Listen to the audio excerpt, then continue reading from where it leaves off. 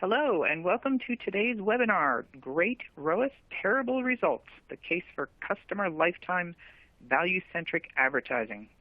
My name is Catherine Dold, and I'm the moderator for Marketing Dive's Brand Studio, and I'll be facilitating today's discussion. Before we get just started, just a couple of housekeeping items. Please note the slides will advance automatically throughout the presentation.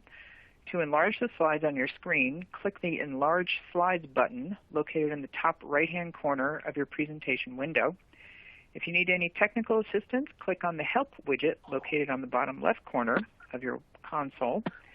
And we'll also have about 15 minutes for questions at the end of the presentation. So if you have a question for one of our experts, please submit your question in the Q&A widget on the left-hand side of your screen. If we aren't able to address your question during today's webinar, we'll respond later on by email. On the right side of your screen, you'll also see a resources section with a link to download the Crealytics CLV white paper. Finally, after the presentation, you'll also be able to access the on-demand recording of the webinar using the same link from today's event.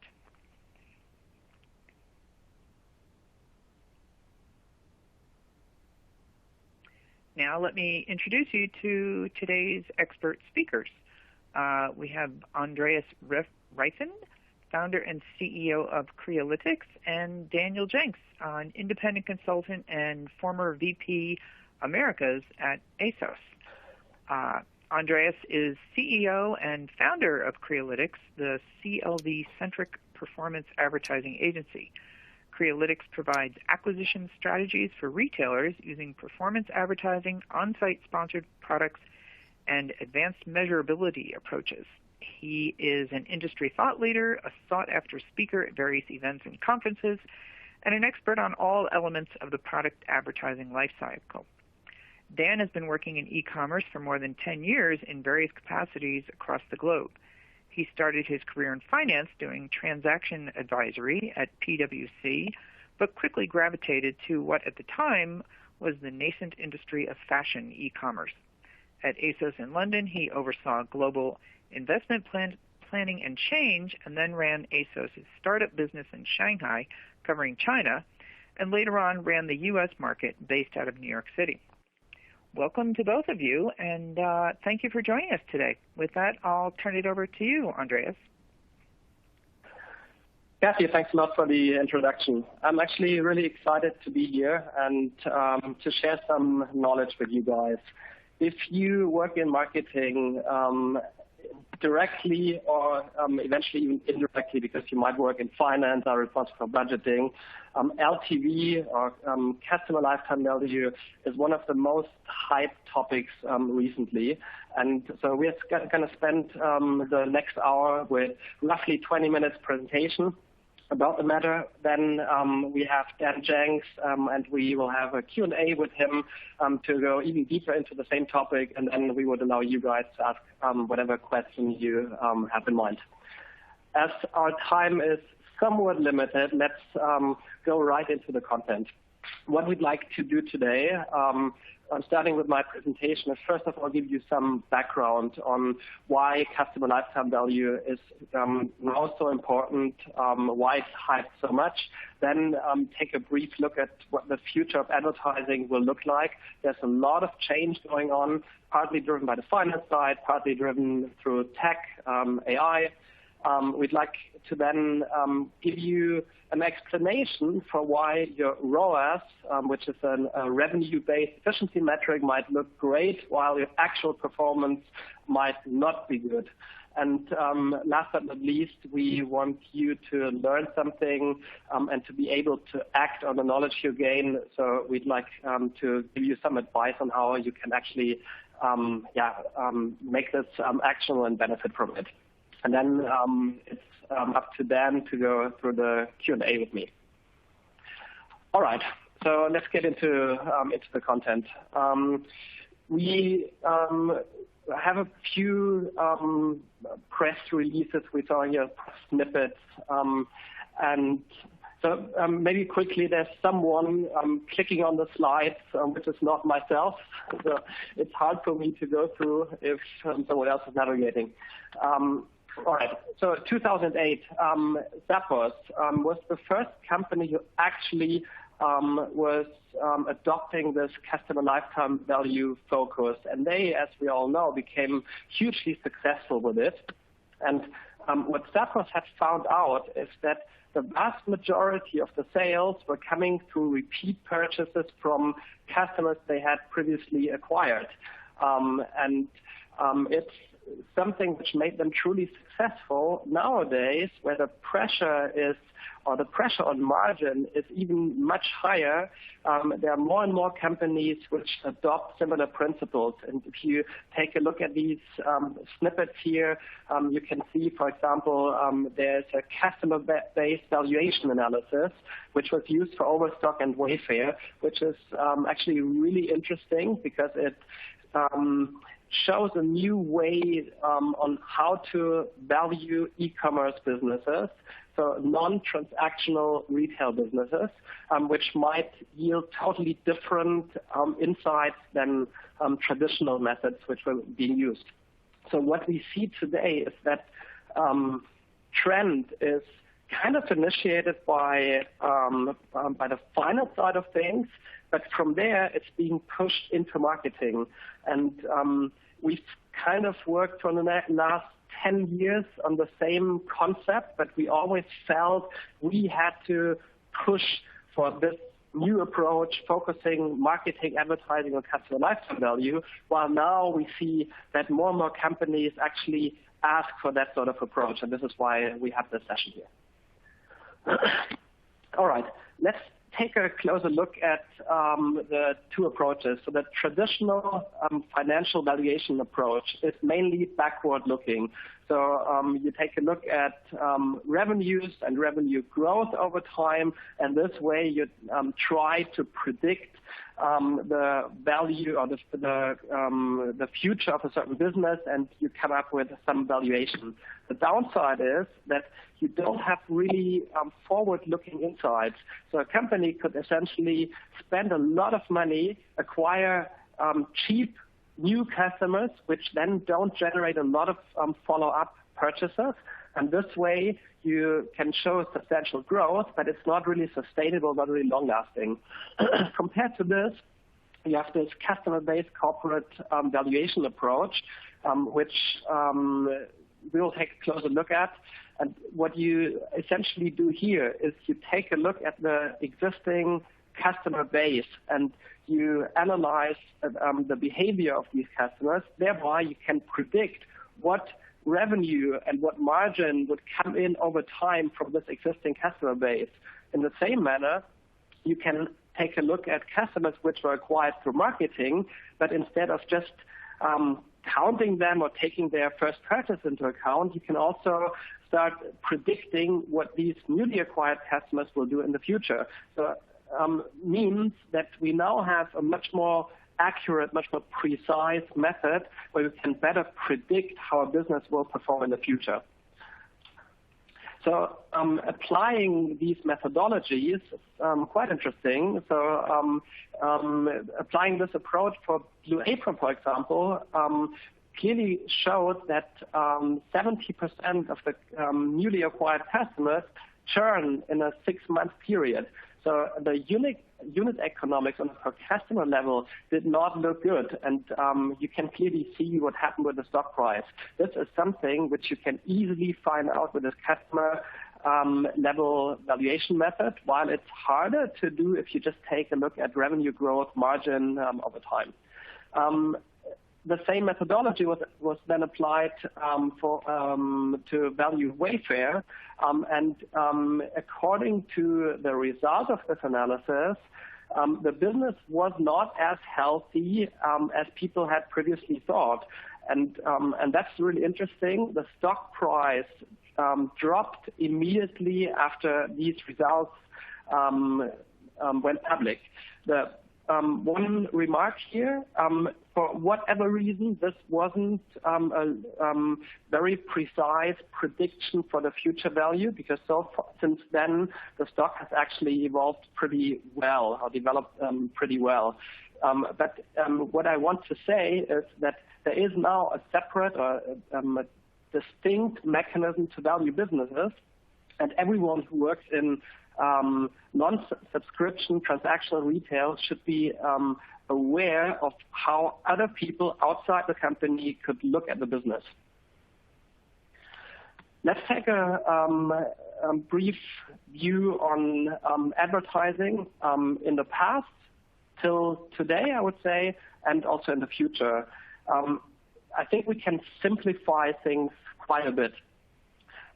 So far, the focus was on efficiency.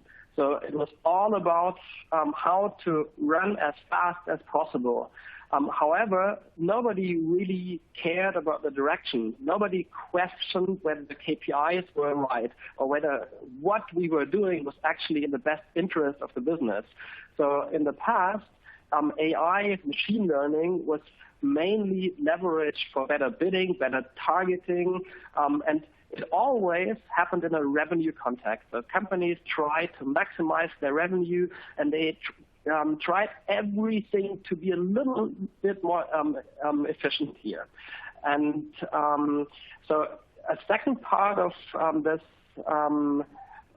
second aspect of this first phase was that companies were trying to automate any process, any workflow. So it was a pure efficiency focus in the past.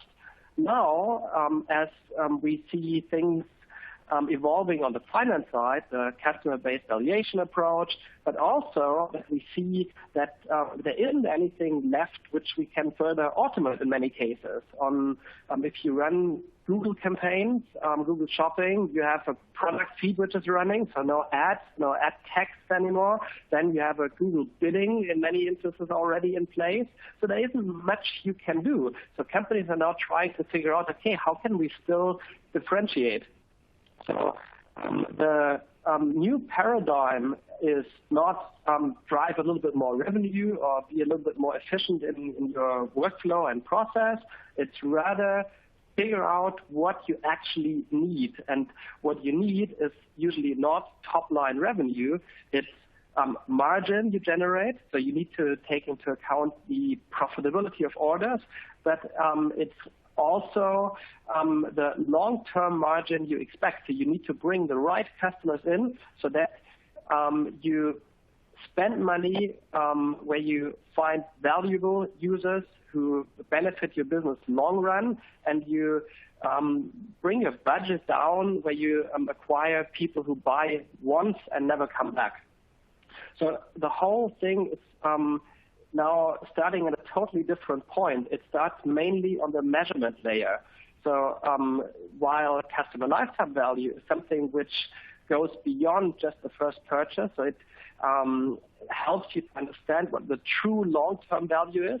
That's the second element, which is attribution. So you need to know what is it that you really get? What is it that you have in terms of incremental revenue, incremental margins, which might be totally different from what some publisher ad network wants to sell you. And in this game, what we see is that change management is actually key. There are lots of companies who seem to have understood what needs to be done, but as there's so many different stakeholders and departments and different interests and outdated KPI sets circling around these companies, it's really hard to change direction. And this is one key aspect in order to move away from this pure efficiency focus more towards something which is effectiveness, doing the right thing. Good. Let's take a look at the evolution of advertising in the last couple of years. When I started, was actually back in 2007. I remember that we were paid based on a cost per order through affiliate networks. So no matter whether you sold socks or expensive Gucci handbags, a cost per order was a cost per order. But for the retailer, of course, it makes way more sense to sell an expensive Gucci bag with a massive margin than just socks. So the KPI isn't really smart because it doesn't reflect the value you get. And it didn't take long, and someone found out that revenue is probably the much better indicator. So instead of paying affiliates or remunerating your agency based on just number of orders, they then related it to revenue. So rev share solved the problem to some extent. But still, if you sell, let's say, a laptop, the margin is probably rather on the 10% side compared to your own store brand underwear, where the margin might be 80+%. So again, apparently revenue is not a good indicator for success. So it's a widespread KPI, which at the same time is quite meaningless. And at some point, the smarter companies found out that they should actually measure their performance in terms of profitability. So these companies then took the margin into account, and this way you can sell your laptops, and if the price is $1,000, your margin is 10%. You just take the 100, which is the margin, and you reinject it into the bidding system. And the underwear item with a margin of 80%, you don't need to generate as much revenue to give it the same push. And this seemed to be the last step of that evolution, but things actually then moved on. And I remember we had a client at some point, and he couldn't find his ad on the first page. So he approached us and asked us, why isn't there any ad? And we told him, because we optimize for profitability. And he was actually smart and replied, it's nice that you optimize for profitability, but the customers I acquire, they stick around for such a long time, and they show such a loyalty, and they buy again and again and again. It's silly to not invest now, because I will make the money back over the lifetime. And this was the point of time where we started changing our approach. And when we acquired a new customer, we added a new customer value, so that in your advertising, you could re-emphasize areas where you find lots of new customers and pull away budget from areas where you just constantly sell to existing customers. And just recently, as this customer-based valuation was hyped, we saw many companies investing into predictive LTV. So there are startups on the one hand. On the other hand, there are also retailers who build these capabilities in-house. So now, instead of treating every new customer the same and favoring new customers in general, you could actually focus on specific new customers you bring in and spend more on the really good ones. So in the end, what you want to achieve is not, as you can see here on the left, a 9% revenue increase. You actually want to sell high-margin products at low return rates to especially new customers. And this is what you need to accomplish compared to what almost everyone is still doing today, optimizing for revenue. Let's get right into the details and explain why we selected the title, Great ROAS, Terrible Results. How is this possible? And these are random numbers here, but they are somewhat realistic. And let's take a look at the first line here, ROAS. So we have 5 cities, we have 5 brands, and what marketers usually do is they try to level the efficiency across any segment. In this case here, if you want to drive as much revenue as possible, ideally you would have all these 5 cities and all the 5 brands on the same ROAS. The reality is that the bidding is usually never perfect, and it's almost impossible to level it completely, but the result we see here is quite realistic. If you would have a much higher ROAS in one city, like here LA, and let's say this was much higher, what you would do is simply pull budget away where the ROAS is lowest, and you would reallocate it to where the ROAS is highest, and this way you get just more revenue out of this. So this looks pretty healthy. If someone analyzes this on the ROAS basis, he would say, great result, you've done a really good job. If you then go one level down, and instead of just taking top-line revenue and no returns, you take margins, returns, cancellations into account, you might discover that what was balanced on a ROAS level is totally unbalanced on an ROI level.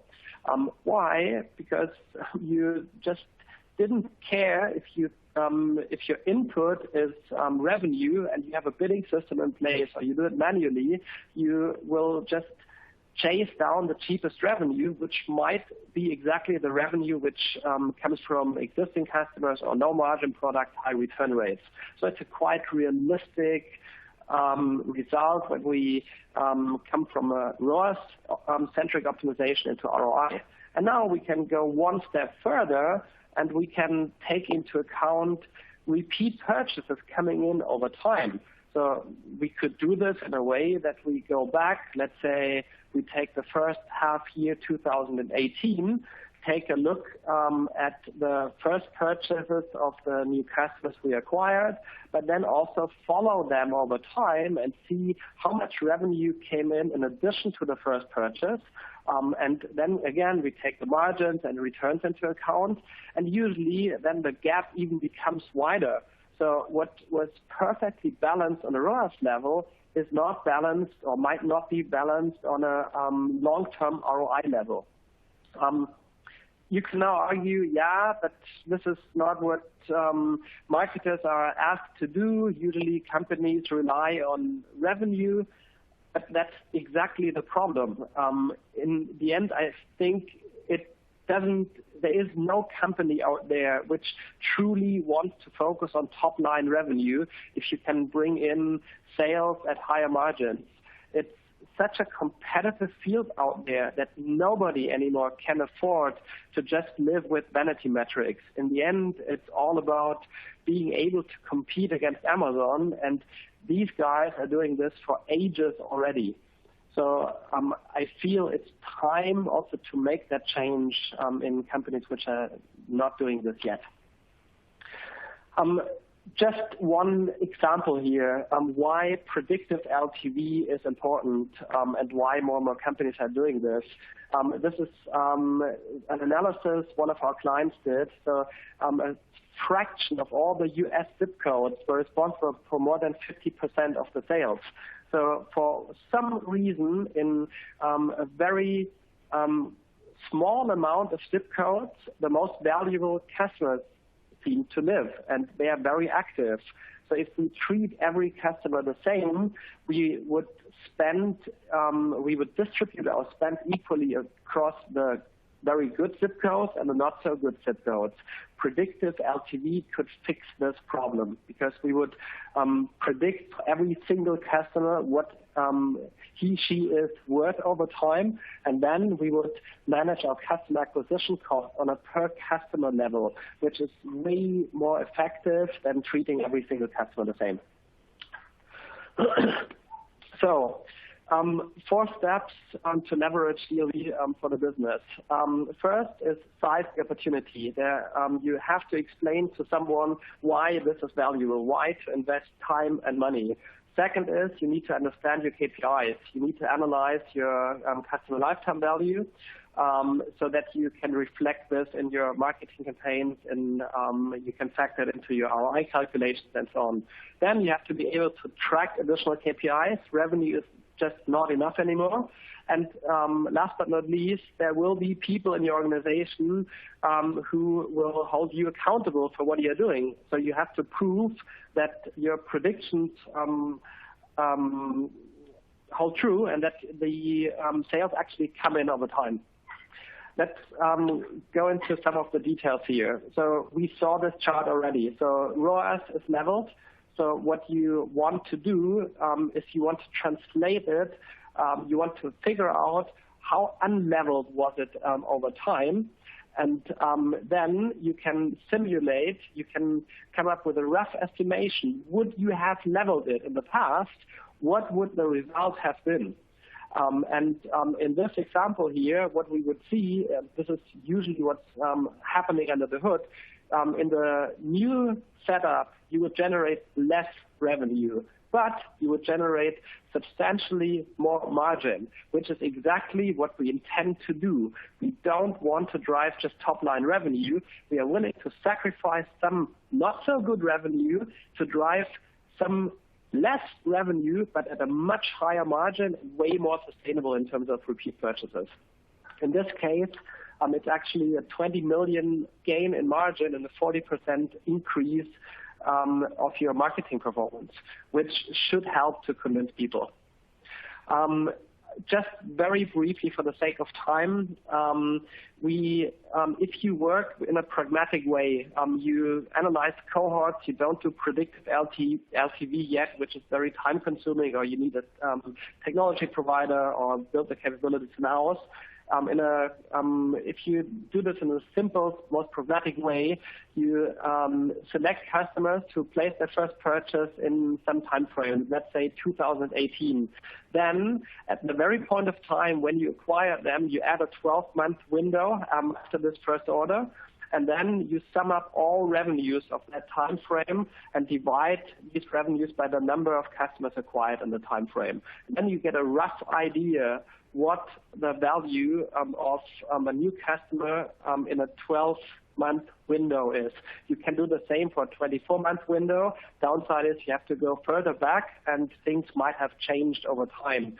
We feel that a 12-month window is quite good approach because it actually changes the way you optimize. It really does move the needle, but it's also not too risky that you have to invest too hard. And once you know what a new customer is worth, you need to refine your tracking. So today, usually you ingest revenue figures. What you need to ingest is margins of the products you sell, excluding order-related costs like shipping and processing and packaging. And you need to be able to find out whether the purchase was done by a new customer or an existing customer. If it was a new customer, you add an additional value according to what you analyzed in your cohort analysis, according to the results coming out of your cohort analysis. And these are the figures you ingest into any sort of bit or media so that you facilitate these systems to make smarter decisions and actually reallocate budget from where you just chase down revenue towards where you find valuable new customers. And last but not least, you have to keep track of the results. And what you want to show is if you analyze a certain time frame, what sales came in through existing customers, and you still keep tracking their margins. Then you have a certain portion of first orders of newly acquired customers. Then there are repeat purchases from these new customers, which are already realized. So people have purchased already, but then the further you the closer you get to the present, you will see that these repeat orders are still outstanding. So you expect them to come in, but they haven't materialized yet. And this way, you can actually already predict what your marketing return will be. The same sort of analysis you can do in aggregate for the whole time frame, not month over month, and you see what you spent. You see the margin from your existing customers coming in, first order margin, repeat orders, and then there's still something outstanding. And you can actually quantify what the ROI is based on the first purchase, but also over different time frames. What we did here, we analyzed it for 12 months and 24 months. So if someone from the finance side wants to see your performance, you can show them what the ROI is on different time frames. So it's a completely different approach. You totally move away from just the first purchases. So that's essentially the first part I wanted to cover and insights I wanted to share with you guys. I'm a little bit over the time, but still we have enough time for questions. So Dan, are you still there? Can you hear me? Absolutely, yes, still here. Fantastic. So Dan, why don't you introduce yourself a little more and give us some more details on what you did in the past couple of years? Sure. Thank you, Andreas. So as Kathy mentioned, I worked at ASOS for over 10 years. Prior to that, I was in finance doing transaction advisory. So during those 10 years at ASOS, I firstly worked in London, covering global investments, mainly capital allocation. I then moved to China for 3.5 years, where I ran our business there. So the ASOS's business in China for 3.5 years, very much a standalone startup business. And then more recently, I was running the US market, and I was based in New York City, where I think probably a lot of my interests I started going deeper and deeper into understanding more of the and understanding customers in more depth from an analytical point of view. So more recently I've been working independently as a consultant for various businesses interested in this sort of field, and that kind of takes us to present day. Fantastic. Thanks for sharing this with us. Dan, LTV is around for quite a while already. It is a new concept at all, but it seemed to have gained a lot of attention just recently. What do you think is the reason for this?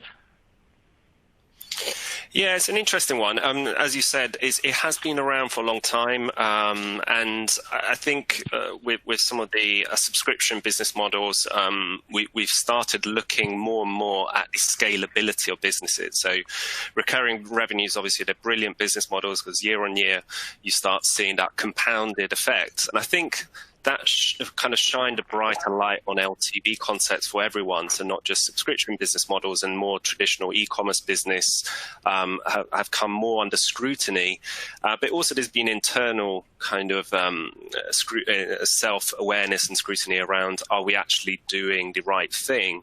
By looking at ROAS or other sort of metrics, and do we actually trust our own numbers and our own kind of forecasts and predictions of what will happen in the future? So you're quite right. It's not a new concept at all. It's been around probably for a very long time, but I think we're more and more questioning some of our kind of more rudimentary metrics, such as sales growth, to really understand what's under the bonnet.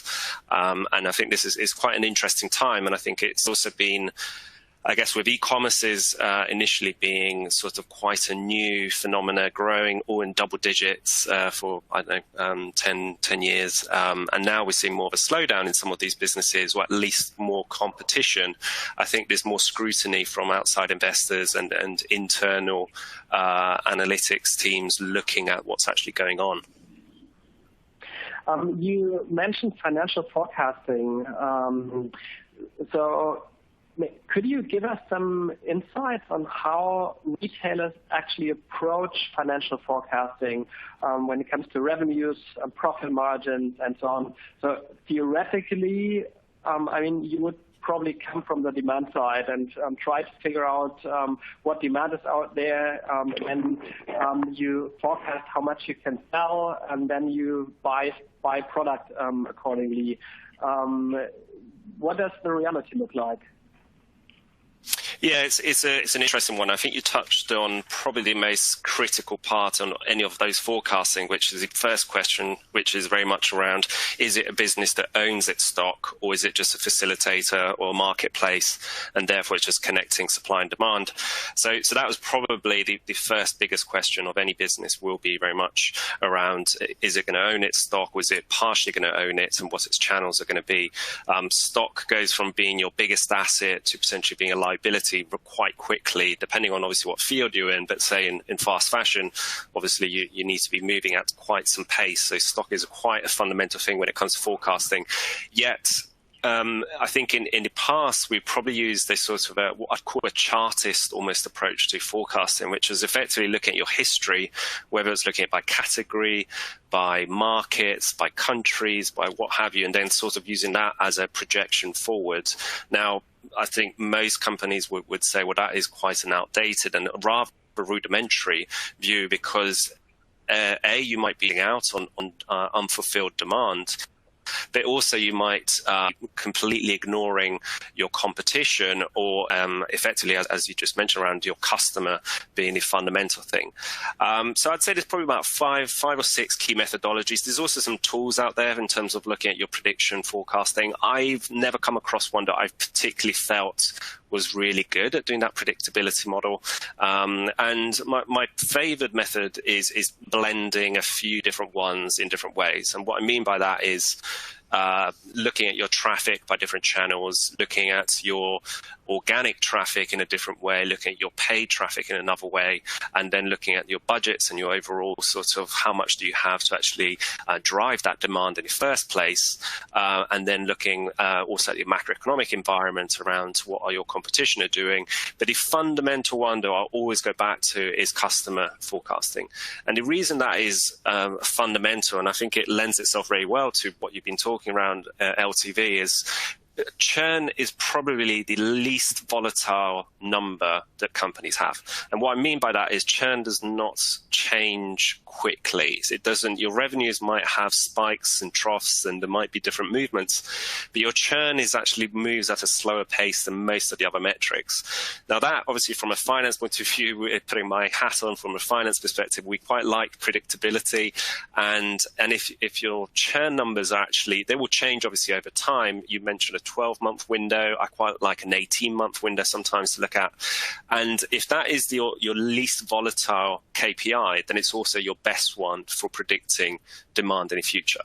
Now, I'm simplifying a bit here. There's obviously all sorts of other metrics that come into play. Obviously, I mentioned competition. You could be looking at margin. You can be looking at, say, your optimization costs of your Google side, etc. So there's various factors and variables, but the key one that I think is always underestimated and underused by businesses is customer forecasting. Do you feel at some point this will be a fully automated process, like driven by AI? You just press a button and you get your accurate financial forecast, or how far are we away from this? It depends on different businesses. I think in terms of mass adoption, we will never really probably get to that sort of space unless obviously the costs come down. It becomes a little bit self-fulfilling, because if all businesses were using a very automated system, then effectively you would end up in a position where it becomes irrelevant. Now, what I mean by that is obviously you mentioned about, say, some of your Google performance marketing. Now we've seen more and more businesses piling into obviously quite a restricted space, which obviously is driving up the cost of it.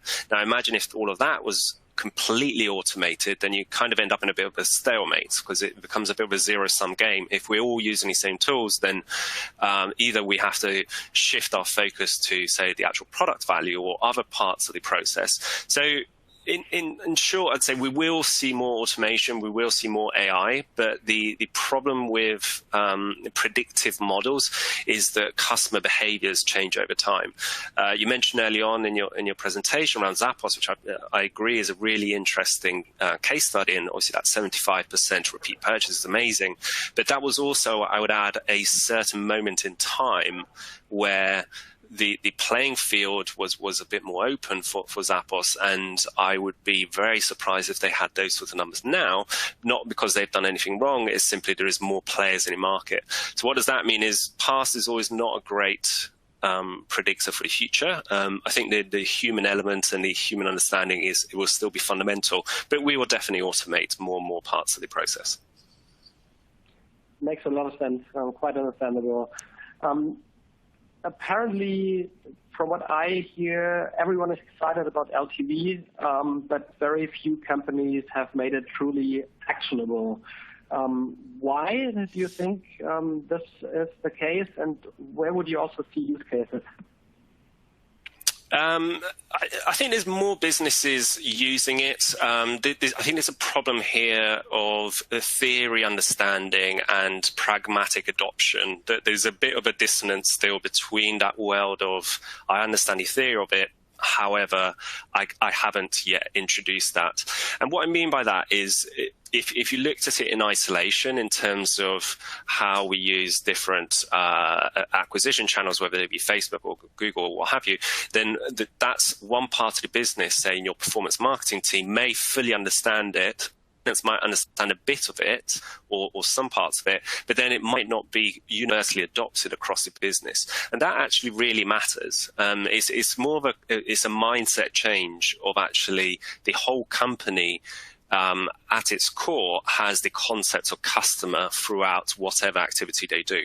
And I think this is an interesting one. E-commerce businesses, you'd struggle to find any e-commerce business that would say we are not customer centric, and most of them will have some form of customer centrism in terms of what they do. However, are they truly putting customer KPIs at the heart of their business? It's quite rare that you'll find businesses say we have an amazing metric for understanding customer health that the whole business understands. Businesses will still revert to their sales growth, so obviously the proxy of ROAS, and they still haven't got that ingrained mentality of what's the barometer of our customer health and our customer database? How is that performing? Have we got the right metrics to understand our customers and how we're actually doing?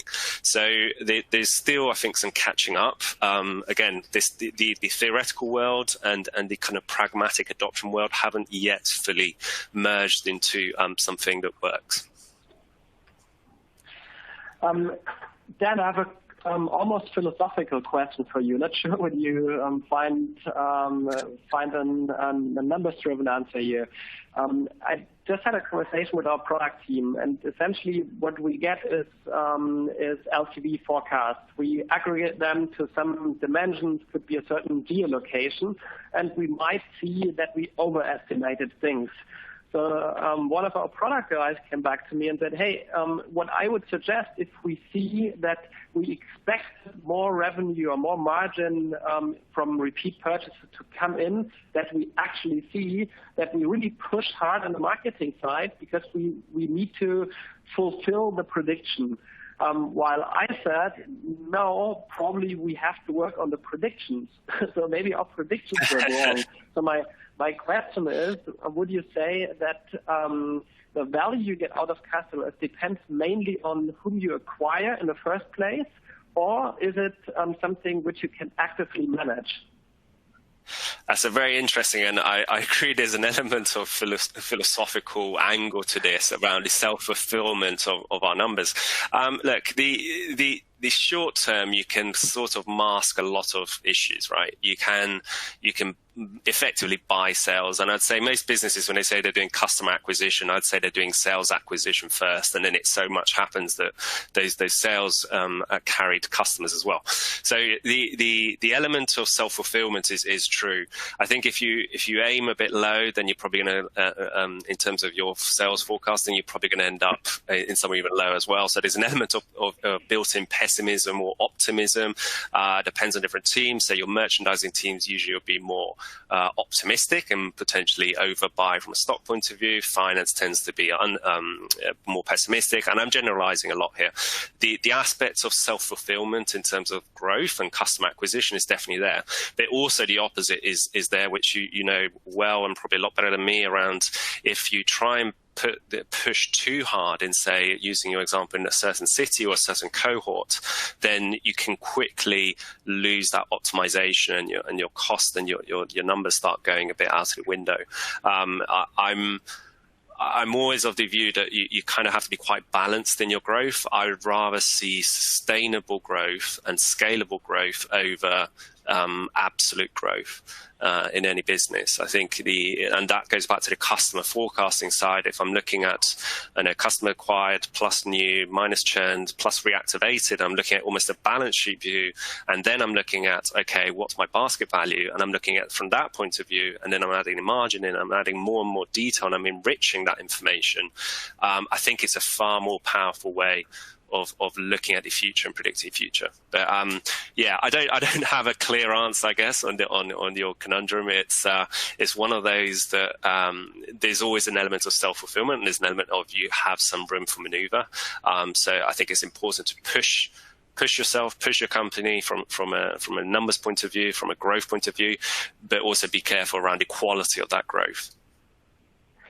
Do you feel there's anything easy you can do for better retention? What I mean with that is, like, is it something really fundamental? Like Amazon, for example, you get the breadth of their assortment, you get same-day delivery, you have Prime. These are all things where it's very, very hard to copy them.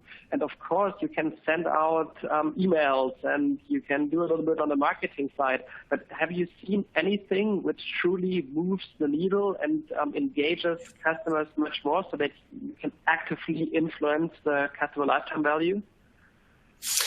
Yes, I'll make 2 points on that. One, I guess, a bit more of a broad horizon one, and one more of a pragmatic one. The broad horizon one is I'm a little bit controversial point, but I'm a firm believer that the best form of loyalty is actually better acquisition. So we look at loyalty as something that happens at the end of our purchasing cycle. So give them a great website experience, give them a great delivery, a great product, and then I'll get them into my database. And as you said, I'll send an email. I see those as necessary things. They're hygiene factors. We should do them well. We should send emails at the right time of the day. We should analyze in terms of our open rates. But the best form of loyalty is actually good acquisition. And that is something that I think more and more businesses will do better. So if I'm acquiring quality, and I can look at 2 transactions of the same customer, and they might have both spent $50, and it might or both come back within, say, 6 months and then another $50. Those might look at, on a ROAS basis, on a sales basis, they look like identical customers. But actually, if you start looking at their digital footprint of, like, what time of year did I acquire them, where are they from, all sorts of different digital attributes, then I can start seeing quality. And if I'm acquiring customers at the top end that are quality, then I'm far more likely to receive loyalty. It becomes loyalty becomes an output rather than an input. So that's more my broad point of the best form of loyalty is actually acquisition. Now, you mentioned obviously Amazon and some of the amazing things that they've done over the years. They've never looked at a quarterly results, yearly results. They've looked at what does the customer doesn't even know that they will want in the future, and how do we actually get there, which is, I think, is amazing. I think from a pragmatic things, I'm not the biggest believer in CRM as a great way of retention. I think it always should start from the question of why should a customer even bother coming to my website, my store, and really looking at that question of what were the driver factors that actually made a customer come to our platform, and therefore I can start building loyalty around that. You mentioned obviously the breadth of product offering from a place like Amazon, then is all things that have created moats around Amazon that are very hard to replicate at scale from anywhere else. Then it's all about defining your own moat. What is the reason why customers want to come back, and then working around that. And it wasn't that because I sent them an email at a certain time and I had some great content. Yep, sure, that helped a bit, but that is not the key point. It's very much about defining your own moat for your own business. Dan, assuming there are some people in the audience who now get excited and want to move away from their ROAS-centric advertising and go LTV, what would you recommend them? What obstacles will they encounter in their organizations? Assume they work at larger retailers, non-subscription, typical traditional retail business. What problems will they encounter? What issues will they face? What roadblocks? What would you expect? Sure. Yeah, and it's a good question because we can be right, as I said earlier, theoretically, but then the pragmatic reality kicks in, and that becomes harder. Now, the biggest probably roadblock is probably data, and by that I mean it's either access to data or data in the right databases or the right sort of channels that can then be mixed together to actually kind of get a true LTV that actually you trust, that actually you're looking at a basket profit that you trust, etc. etc. So there's some pragmatic side, and I mentioned that simply because some of the technology projects that actually are needed to get to access some of this data can be quite hard. Now, in the past, this used to be a lot bigger problem. I think we're getting a lot better now. There's a lot more nimble platforms that have data access. So that is one of them. The other one I mentioned earlier is that hearts and minds point of actually getting a whole business to rally around this. And the reason I say that is that quite often moving to an LTV model is sometimes it looks cost inefficient to start with. And you only really start seeing the efficiency about 6, 12, 18 months later, where you actually start seeing your repeat purchase, your frequency starts going up. But those are things that happen later on. So there's a hearts and minds piece around really getting the whole business behind it. And that it requires the whole business, because it might mean that you might have a short-term financial challenge that you weren't actually kind of predicting in your P&L for that financial year or that period. So there's that hearts and minds piece, there's the data access thing. And I'd say the other key one is very much about getting sort of your finance and your analytics teams on board to really understand why this is important and why this is actually a far more powerful way of running your business into the future. So I'd say, yeah, those would probably be the three things that I think I see as stumbling blocks. And then obviously monitoring it right. LTV is not a fixed concept, so it evolves. You mentioned it earlier. Predictive LTV is obviously has aspects of the past that won't be true in the future. So it's, I think, keeping a real close eye on those sorts of things. Dan, thanks a lot. You've been a great source of knowledge. Looking at the time, although I could continue the next 2 hours in this Q&A with you, maybe I hand back to Kathy. She might have questions from the audience, and let's see whether we can answer some of them. Great, thank you. That was a fascinating discussion, Andreas and Dan. I'm sure everybody really enjoyed that. We do have a few minutes for some questions, and just a reminder to our viewers, if you have a question, you can use the Q&A widget on the left-hand side of your screen, and if the speakers don't get to them today, they will answer them by email later, so please send those questions in. We do have several questions here. First one, let's see here, from Gabby. How does location data attribute play in CLV-centric advertising? Who would like to take that? I'm happy to kind of give a first view, and then Andreas, I don't know if you want to add to it. It's a really, really important thing, and location can mean all sorts of things, whether it's has climate implications. Say, obviously, if you're working across a market, say in fashion, for example, then there could be climate differences can mean different product focuses. It can also go back to demographics around purchasing power, about your delivery capabilities. It can definitely drive all sorts of different aspects, but I'd say it's very much around I wouldn't start off by saying to a company, definitely go after this city, or because, I don't know, there's a really important demographic there for whatever product you have. I'd say firstly start with a more blank canvas and then start analyzing your data by city and seeing if it's actually relevant to your business. It might not be, but I'd very much say it's the attributes of the customer in that city that then make it possible. Okay, thank you. Question here from Lars. Does it make sense to split up the ROI CLV by channels to know where to invest more in SEO, paid, and affiliate, etc.? Yeah, I can jump in here. So definitely, the cohort analysis I showed should always be done on a per channel level. Why? Because let's compare price comparison sites.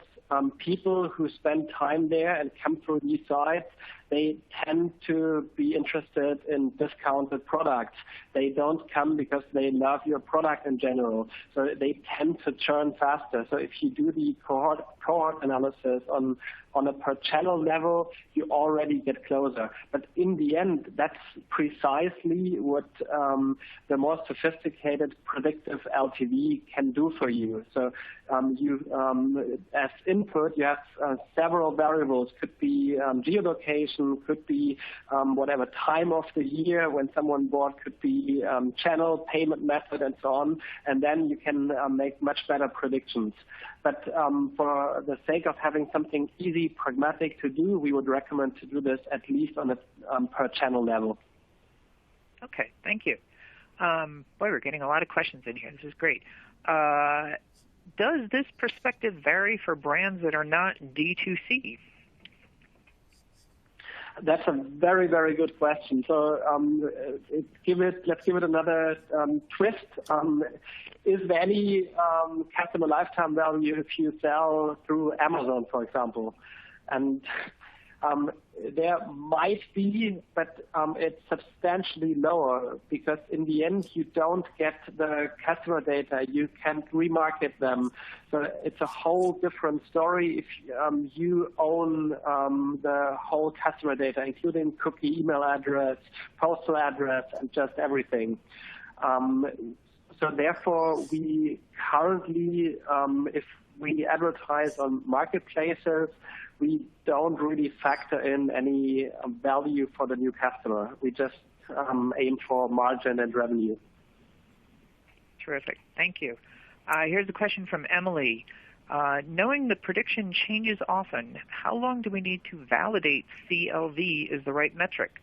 Retail works in short-term gains, and so what guidance can you give us in order to be appropriately patient while we learn with this new metric? Dan, do you want to jump in?